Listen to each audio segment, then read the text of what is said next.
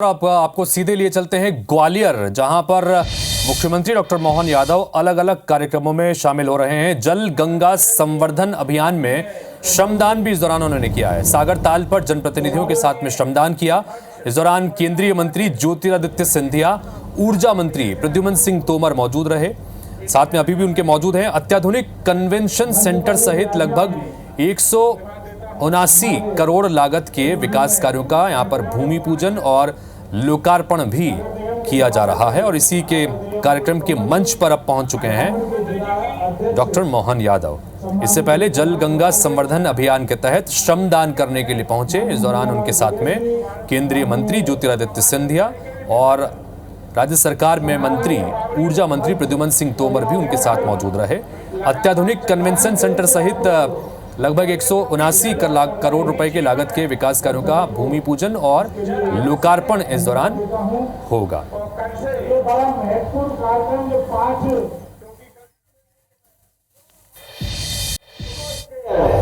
इंदौर भी और ग्वालियर भी ये केवल खेल का मैदान नहीं है, ये हमारे लिए गर्व और गौरव की निशानी है।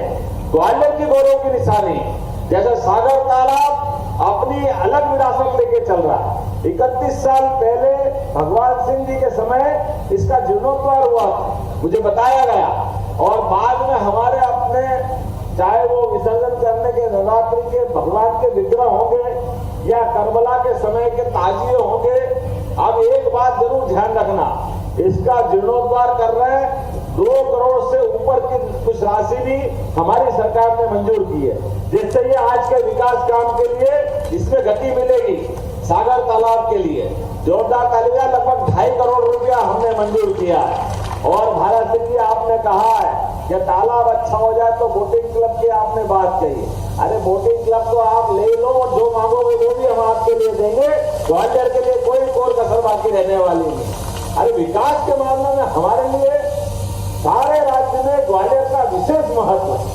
ये वो पुरानी विरासत है जिसने अपने देश के अंदर ग्वालियर अंचल ने सीमाओं के ऊपर फूटते बम के फटाके और दुश्मन की गोलियों के आगे किसी ने आंख मिला करके दू पे दू लड़ने की हिम्मत दिखाई है, तो हमारे चंबल अंचल के बहादुर शेरों ने दिखाई है। मुझे इस बात का गर्व है।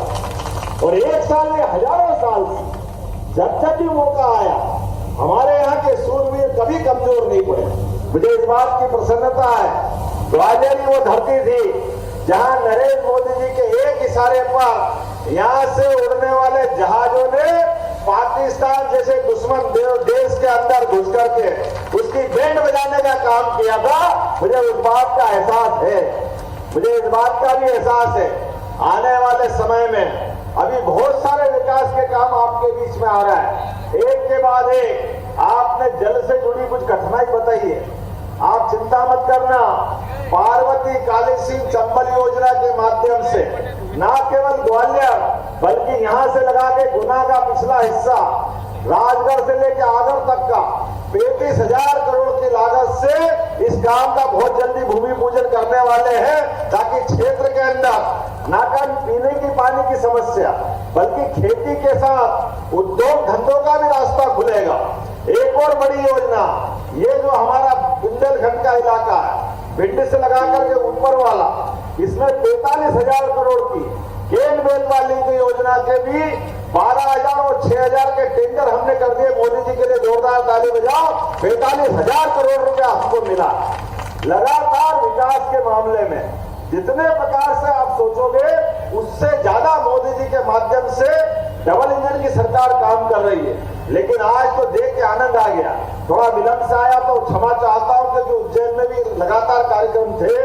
इंदौर से फिर आपके बीच आया और कुछ कार्यक्रम छोड़ के आया हूं। लेकिन जिस प्रकार से आपने टेम्परेचर में भी संत वृंद भी है, एनसीसी के जवान भी दिखाई दे रहे हैं, समाज के विभिन्न वर्ग के लोग दिखाई दे रहे हैं। ऐसे जन अभियान के पूरे आयोजन के लिए आप सबको बहुत बहुत बधाई देता हूं और विलंब से आने की क्षमा नहीं मांगता हूं। मैं उम्मीद करता हूं प्रशासन के लिए आपके माध्यम से ये कल का दिन भले हमारा अभियान का पूरा होगा, लेकिन ये काम जब तक पूरा नहीं हो तब तक काम चलना चाहिए। मैं ये आपके इस मंच से ही कहने जा रहा हूँ। इसके माध्यम से जो जल रचना जितनी क्षमता से बनेगी, 5 करोड़ लीटर जल आपको अलग से मिल पाएगा इसी स्थान पर।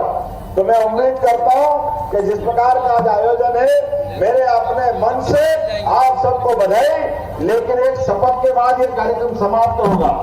हम सब मिलकर के अपने स्थान पे खड़े हो जाए और आज एक शपथ दोहराएंगे।